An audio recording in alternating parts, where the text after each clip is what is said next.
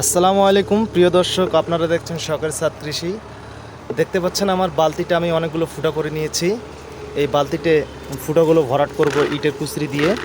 তো ইটের কুচরিগুলো আমি দিয়ে দিচ্ছি যাতে করে পানি নিষ্কাশনের ব্যবস্থাটা ভালো থাকে, মাটি আটকায় না যায়। তো এরপর আমি এখানে দিয়ে দিব আমার সার মিশ্রিত মাটিগুলো, যা আমি 1 মাস আগে এই মাটিগুলো প্রস্তুত করে রেখেছিলাম। দর্শক দেখতে পাচ্ছেন আমার এই মাটিগুলো রেডি হয়ে গেছে। এখন আমি বালতিটা ভরাট করে নেব।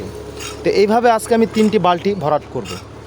তো এই বালতিগুলো আমি ভরাট করার পরে আমার আজ থেকে 2 মাস আগে আমি চারা তৈরি করেছিলাম ডাল কেটে ড্রাগনের, সেই চারাগুলো এই বালতির মধ্যে রোপণ করব দর্শক।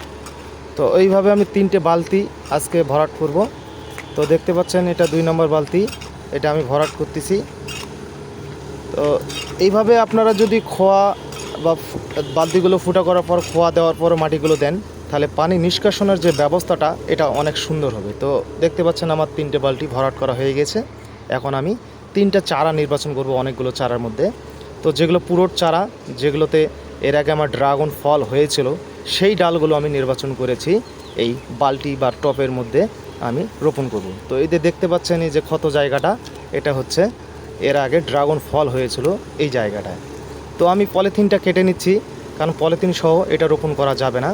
তো এই যে শিকড়গুলো দেখতেছেন, এটা গাঢ়র উপযোগী হয়েছে, অনেকগুলো শিকড়। এই যে ক্ষত জায়গাটা, এটা হচ্ছে ড্রাগন ফল হয়েছিল এর আগে। তো আমি এইভাবে দেখতে পাচ্ছেন যে পর্যন্ত আমার চারার মাটিটা ছিল সেই পর্যন্ত আমি রোপণ করব, এর বেশি উপরে মাটি দেওয়া যাবে না দর্শক। এই জিনিসটা ভালো করে খেয়াল রাখবেন। আর সাইডগুলো এইভাবে গেঁথে গেঁথে দিবেন মাটিগুলো ভরাট করে। তো দেখতে পাচ্ছেন আমার পাশের জমি চাষ হচ্ছে, এখানে আলু রোপণ করা হবে।